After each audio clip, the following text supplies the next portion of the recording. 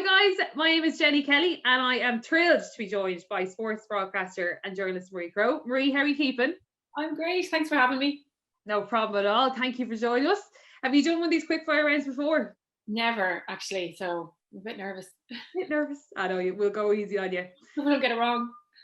There's no wrong answer. All right, to get started, Marie, I want you to picture it's Super Saturday, right? There's every sport you can imagine on. Super Bowl, All-Ireland final, swimming, tennis, hockey, everything. What's the first sport you go to check the results of? Hurling. So is that your favourite sport then? Yeah, well, I'm from Clare, like I'm from 6 Mile Bridge. So it's such a big part of my life, has always been part of my identity.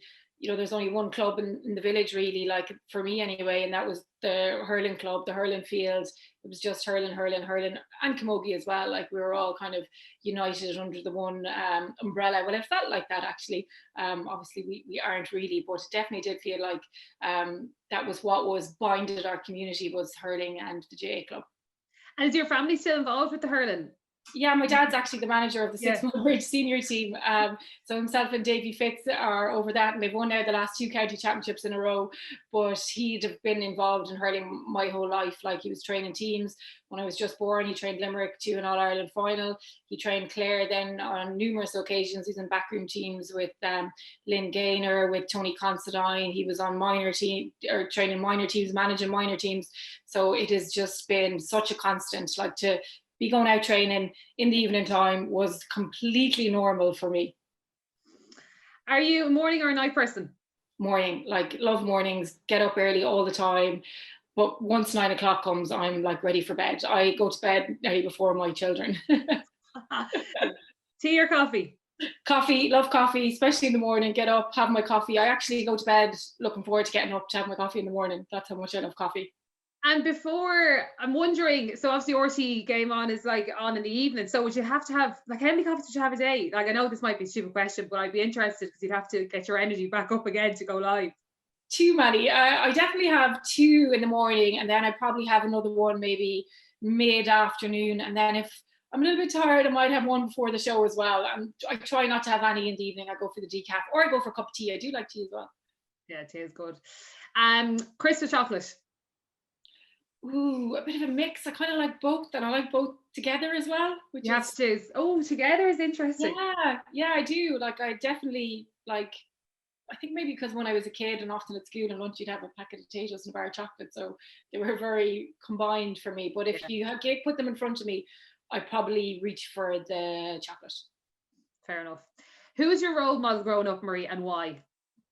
My dad was an international athlete, so athletics was really, really big in our lives as well as GAA. So we spent an awful lot of time watching World Championships, European Championships, Olympics. So I had great exposure to the Gail Devers, the Gwen Torrances, the Merlin Otties, the Florence Griffith Joyners. I have sisters who are Flora and Joe, and we call them Flo Joe. So I was really lucky to be exposed to an awful lot of athletics. And then luckily for me and my 4 sisters as well, along came Sonia Sullivan. So while we were obsessed with watching all these athletes running on the world stage and in the big events, we had our own Irish woman as well competing at that level. So Sonia for me was just the one and only. She was the it was the dream really to see her, to meet her, want to be her. But I was lucky as well that 6 Mile Bridge had a really good camogie team when I was growing up too. So while we didn't have access to see many inter-county camogie games on telly or anything like that, we had a camogie team that were winning county titles year in, year out. They were going on to win Munster clubs as well. And it's actually only now in recent times that I've started thinking about the effect that had on me and the benefits that I gained from seeing them, because like they were coming to our camogie trainings, coaching us. We were seeing them walking around the village, being treated like heroes as well, because they were the ones that were doing it too, and some of them had kids around the club as well. So it was great to see them and see their achievements and their success and the effort that they put in as well. So I had a mix. I think I only now realize that they were heroes to me as well, but them and Sonia O'Sullivan were the 2 that I would have looked up to and aspired to. That's so interesting, because every time I talk about this, it's always the Sonias, the Katie Taylors. It's never, people rarely speak about their club, and like with club championships and everything at the minute, seeing them well, not now parading through, but like it's such a great example that you grew up with it and you saw it, and it's so lovely. And I was lucky enough, Jenny, as well, that my parents brought me to see them. So like, and as well, I think it's only that I'm a little bit older now, and I have my own kids and I bring them places, but I do it with the thoughts in mind that, my parents did that for me. They brought me to games, they brought me to see people, they brought me to those women's senior camogie finals and matches, and they dropped me up to the field when their matches were on as well. And not everybody has that. So I kind of, like, upon reflection, realized how lucky I am to have parents, because we lived in the country. So if you wanted to go to a match, like, you couldn't walk across the road, you had to get a lift, like, and when you've 7 children, it's not easy. So they put in a huge amount of time and effort into me and my siblings so that we were able to experience things like going to see the club team play. Or my dad was great, like, he brought me to the Irish Open when I was a kid. We'd go to the races. When he was training Clare teams inside in UL, like when Davy Fitz was doing laps, like, we were there with Lynn Gaynor's kids just watching on, and like, that was completely normal. Dad would go in and play indoor soccer in UL a couple of nights a week, and he, there was 7 of us under 10, so like, he'd bring the older ones with him. So we were exposed to all of that, which was only now I realized was absolutely amazing, because my parents were both working as well, so it was mad, really. Fair play to them. And then, speaking of your big sporty family, who's the most competitive in your family, including your mum and dad as well? I have a sister called Jo. Josephine was her name. She was always really competitive when we were kids, and she was one of those girls that would always score. So whether it was camogie, she was coming out with 3 goals. Whether it was soccer, we all played for Lifford ladies soccer team in Ennis. She was the goal scorer. She was Alan Shearer with the hurley, or Alan Shearer on the pitch. She was just really competitive and always wanted to be the one coming home, getting all the racking up the scores. And where did you fall into that then? I would have been competitive enough as well. I played on teams with my older sister all the time as well. So she was like the centre back, and I was kind of the centre forward midfielder. So I kind of probably was in her shadow a little bit. And I kind of was happy enough with that role as well. She was always kind of the one doing the big things and the big games, and I just kind of slot in and do my bit. And she was one that had the responsibility. So I don't know if I was hugely competitive because I had that older sister. I just really enjoyed it, and I loved being there. And I was always so happy to be on the team, because back then, like, if she was a little bit older than me, but if you were 10, you were playing under 12. You were 12, you were playing under 14. And we won all the county titles all the way up along when we were kids. So I was just lucky to be on a really good team and just really enjoyed it. Yeah, so lucky. And are you still, COVID aside, are you still playing a bit of soccer? How do you keep fit? I haven't played now in a while, but I want to go back. It's a little bit tricky at the moment because St. Pat's, my team in Dublin, they train and play on Monday and Wednesday, and I obviously work in the evening, so it's a bit difficult. But I might look around at trying to find a team that I can play at the weekends. Maybe I might look into a bit of basketball. I was just about to say, I'm going to try and get you to a basketball court.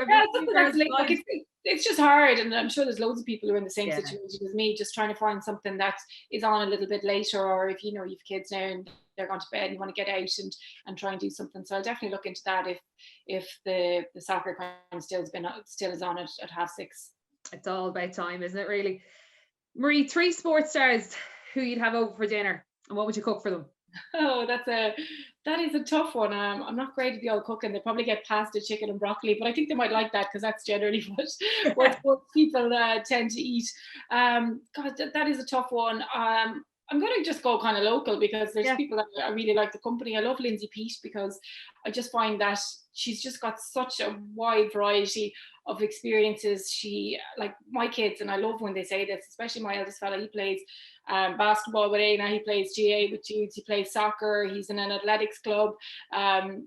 He's playing he plays rugby as well. So he says to me he wants to be Lindsay Peat when he grows up. And like, for me, that's just absolutely amazing because it absolutely embodies the values of 20 by 20 and can't see, can't be. Because if it wasn't for 20 by 20, we probably wouldn't see as much of Lindsay or be hearing her stories and knowing that she played all these different sports. So he's able to relate to her. So I definitely have her over because she'd be able to give him some advice on how to juggle everything. Not a sports star, but a manager. I'd take Jurgen Klopp over, definitely. I just think he'd just be such good company. I'm not sure how good he'd be around the house now or doing the cleanup, because during lockdown he said that while everybody was, learning languages, he was just learning some basic skills. So he learned how to use the dishwasher, and he learned how to make scrambled eggs, and he learned how to tie a tie. So I'm not sure if he'd be much use now at helping, but he'd be good for the cleanup. So that is 2. Yeah. And he would be my third one. I think maybe because we're chatting basketball here, I'd probably bring LeBron over as well, just because like another fascinating athlete, and just his whole career. We went to see him when we were on our honeymoon. One of the things we wanted to do was to go and see him play. So I think he'd probably be my third one. That's an outrageous selection there now. Jurgen Klopp and LeBron, it'd be brilliant. It'd be great crack. I'd love to see a dull moment of that dinner. Marie, what's the best interview you've done so far, and why? Or the kind of standout interview you've done? You've done so many, like with being a journalist, with the Sunday Indo and RT Game On. Like, would there be one you're able to pinpoint? And if not, that's okay. But yeah, it's difficult. I have, because I was a feature writer in the Sindo for so long, I've really racked up a huge amount of interviews and one-on-one interviews. But I think the ones that stick out for me are the kind of important ones, the ones that have a little bit of a message. Conor Ryan is one that I interviewed. He's a former Clare hurler, and he was like absolutely mad about sport, won the All-Ireland, like everything about his life was around hurling, and he ended up getting sick and not able to keep playing. And that was one that just stuck with me, because he was a young person in the peak of his powers, and he wasn't able to continue playing, and it absolutely broke his heart. I met him and sat down and chatted with him. I knew he was ill beforehand. Now he's managing his illness, but just the fact that he wasn't able to go and play the game that he loved, I found that really difficult. Last year I did an interview with Claire Shine about mental health and her mental health, and she had a really strong message that she wanted to put out there about just asking for help and talking to people. So they're kind of 2 that I suppose they just think about them when anybody asks me that question, they just come to mind, that they were Claire's message and Conor's experience, like for different reasons, but I guess they kind of make me feel a certain way, and they bring back the emotion that sport can give, and also then the way that it can help you, and the platform for Claire to share her story and to put her message out there. Yeah, absolutely. The best sporting event you've worked on, and why?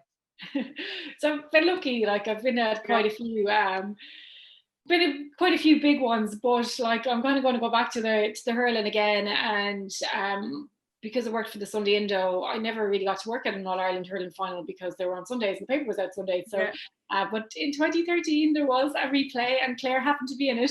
So it was a Saturday night as well, and I got to work at that. And actually my family were sitting behind the press box, which was pretty cool as well. So like my sister and her husband and my nephews were just sitting behind me where I was working. And there was a lot of Clare people around, you could look around and see people, and they won as well, which was pretty cool. But yeah, I think just because I grew up loving hurling and Clare hurling, I think it would have played a role. It's your community, like and defining my personality as well, because you're just wrapped up so much in those experiences of being at the big games, and my dad being involved, and just my whole life really has been surrounded by hurling experiences and shaped by hurling experiences. Now I know you're not supposed to show any allegiances in the press box, and I was very reserved and all the rest, but at the same time, if you're from Clare and that made you the person that you are, or played a role in making the person that you are, you can't hide where you're from. So I didn't wear a Clare jersey or anything, but I definitely enjoyed the moment and the experience of it, and just to be sitting there writing about a game that meant a lot to me was pretty cool. Yeah, I'd say that was tough, because inside you're nearly screaming, but you have to be so wise to be like, no. But look, let's get Clare back into an All-Ireland final. I was very professional, focused on the job in hand. Well, speaking of the job in hand, in terms of reporting and journalism, I know there's so many girls that look up to you and everyone else in the job, including myself. And I just wanted to ask, have you any advice for young boys and girls who might be looking at you today going, okay, I want to be her when I grow up?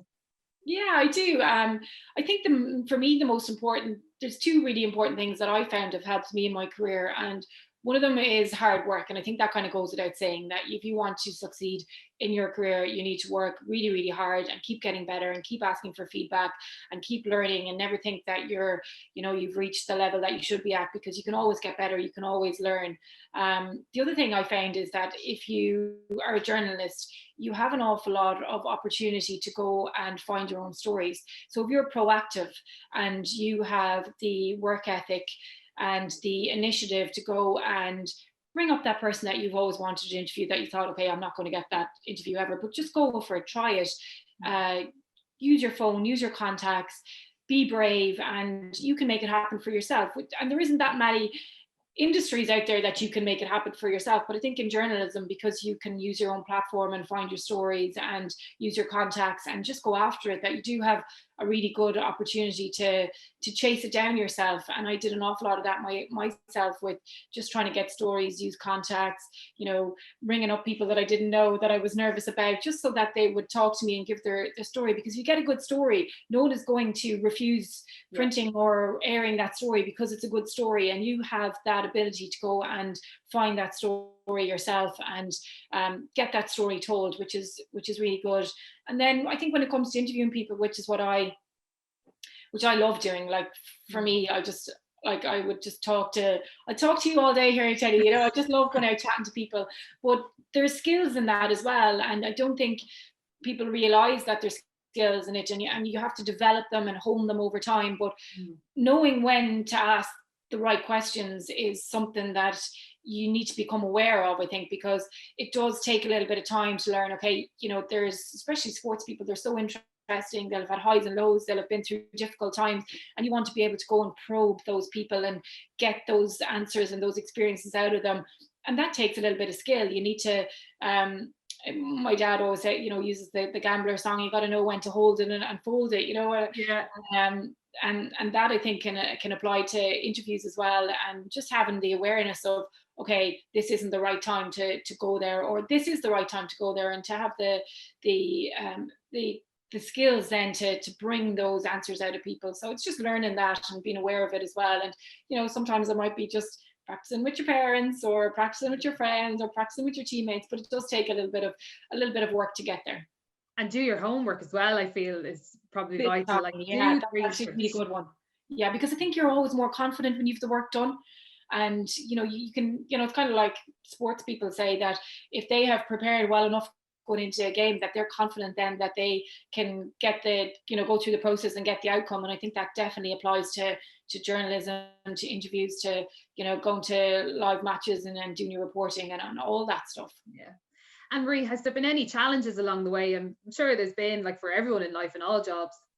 Yeah, like big time. Like when I started out, it was a long time ago now, and there was a few, there's actually not that many more women now, but I think that might be a bit of a reflection on the industry and kind of the lack of opportunities. There's definitely more, but not as many as I would have expected when I started out. But yeah, I think just people getting used to seeing women talking about sport, to hearing women talking about sport, to reading women talking about, reading women writing about sport is another thing as well. That people aren't used to that, and they'll often question or wonder why you're doing it, and do you have the knowledge and the expertise. But it's starting to change, I think. I don't think it's there yet. Like last night on the show, there was a text in saying women talking about football shouldn't be the case. So you're just going to have that, like it's kind of just part of it.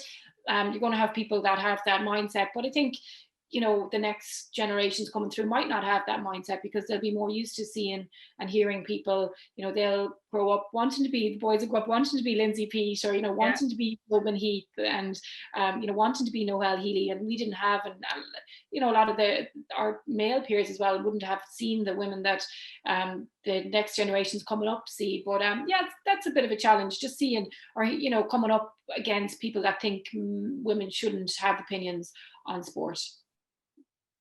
And with the RTE game on at the minute, Marie, what does your typical day look like? I'm sure it's very different to pre-COVID, but can you give us an idea of what it's like?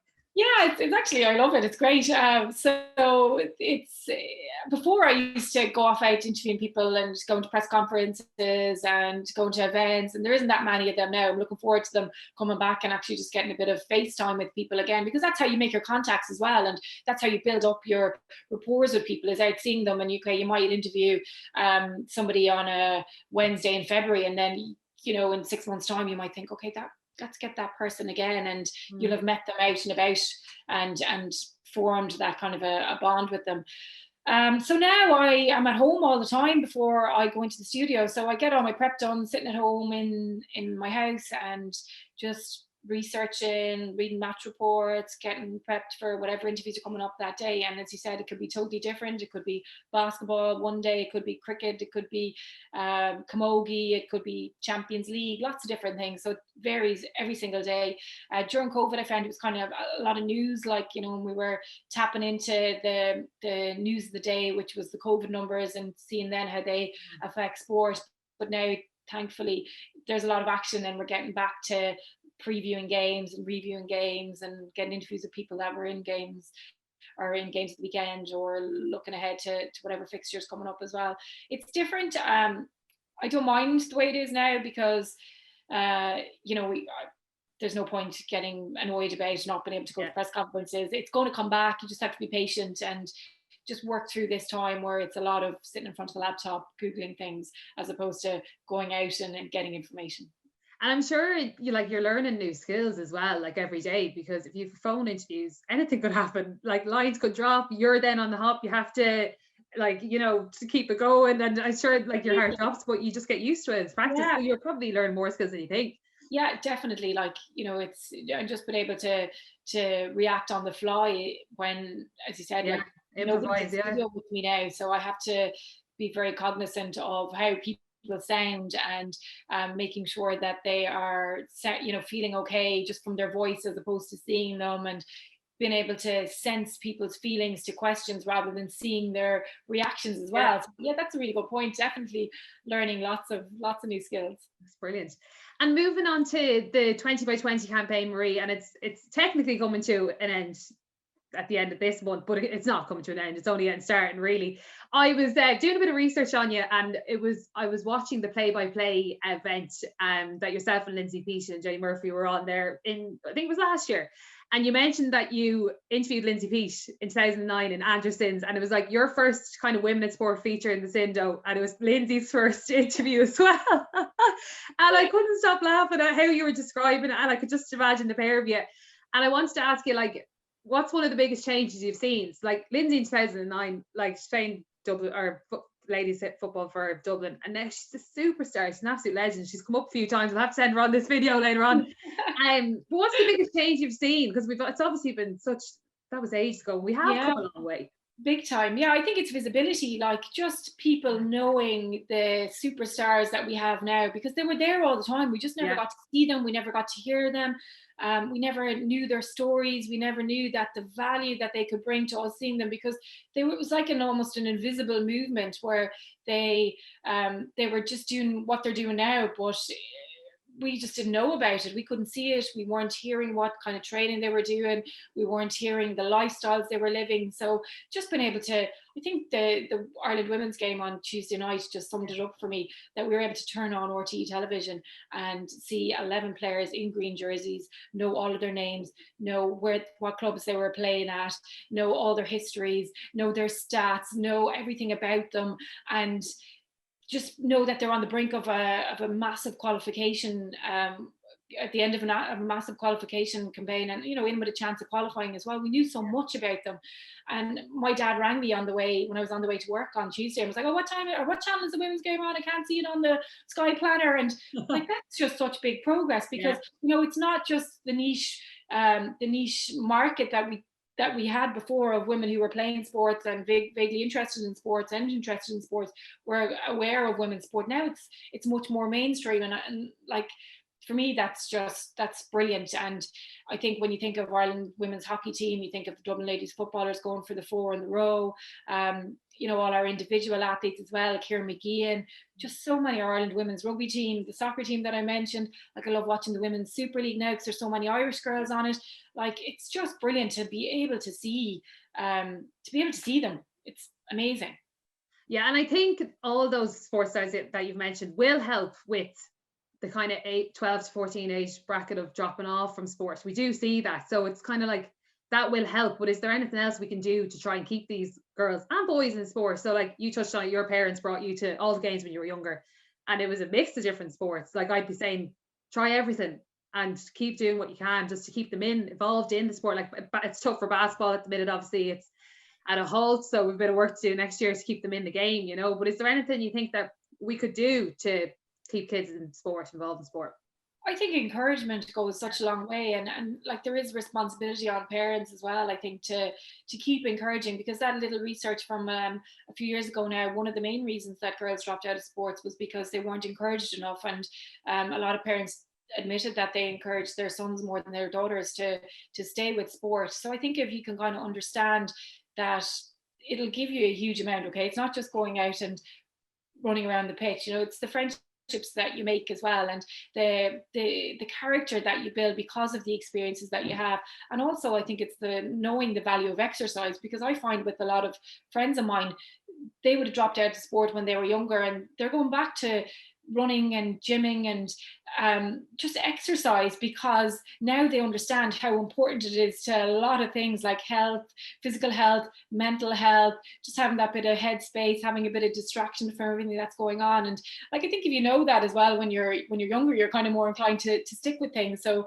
and you need somebody to tell you that when you're young as well, that there's a huge amount of benefits. It's not just going out and winning that match, but you'll get an awful lot from running around the pitch with your teammates, from a physical and mental health point of view as well as the fun. And it does come down to the fun, though. I think like that for me was always the reason that I stayed with sport my whole life, was because I just loved being on a team, and I loved the crack with the girls. And you know, when I was in college, I straight away joined teams. When I moved to Dublin, the first thing I did was join a soccer team, and I joined Clonagale Gael. When I got married and moved out to Temple Oak, I joined the Gaelic football team up in Jude's, and I joined St. Mary's Rugby Club. And I just always loved the fun of being on a team and making friends, and just the enjoyment that I got out of it. You know, I don't know if it's the same for girls all the time when they're young, but I think when you're young, you kind of maybe don't appreciate what it can give you as well. And it's easy sometimes just to go, oh, I'm just going to leave that for a while. But you know, you're not always going to love it, but if you do stick with it, I think you benefit from it in a massive way. Absolutely. Even when you go away, if girls and boys want to like, join a team, you make so many friends and it's so much easier. We're nearly there, Marie. Last two questions for you. Do you have a sporting event left on the bucket list that you haven't been to as a fan or reported on that you want to get at? I really, really, really want to go to the World Cup, the Soccer World Cup. So it's on in Qatar in 2022. And I love seeing all the old clips of Ireland at World Cups and European Championships, and I never got to go to them. Now I don't know if Ireland are going to be at Qatar 2022, but I've got great hopes for them. But I just love to go to a World Cup or a European Championship when Ireland are at it. I don't know if I ever will. Hopefully they will get there, but I think even if they're not there next time around, I'd still really like to go, just because I love watching soccer matches anyway, but just the colour and the excitement and just the fan experience. It's my one, I think, that I would really like to go to. That would be amazing. And Marie, what's the best advice you've ever received? Ooh, that's a hard one. My dad's great for the advice, and most of it is sports related, because he's such a sports background PE teacher as well. It was just always work hard, you know, and that I think that applied to everything in life, was just, you know, keep at it, keep working hard, and if you work hard enough, you will get there. And you know, he's always using the examples of, you know, lads and girls that hadn't made minor teams and went on to be senior stars, you know, that it doesn't always come straight away, like, you know, the success and the benefits of the work that you put in, they might not come, like, you know, after a week or 2 weeks, but if you keep at it, it will come and you will get there. And you know, you will get something out of it at the end. You know, it might not be exactly what you wanted, but you'll grow as a person, you'll learn, and you'll be better at whatever it is that you're doing if you put the work in. Absolutely. Well, look, I don't think there's any better way to end it there. Marie, thank you so much for joining us behind the ball, and I hope to get you on the basketball court next year. Oh yes, I mean, I like being indoors as well, so can't wait for that. And the whole family are in basketball as well, so they're all up at 8 now, my husband and everything. So, and he actually goes out in the evenings, well, he used to before the COVID. I think his training was at like 9 o'clock or something like that. So I need to find myself a team that are training about 9 o'clock in the evening. Perfect. Yeah, absolutely. Well, look, thanks a million, Marie. We'll talk to you soon. Thanks. See ya. Bye.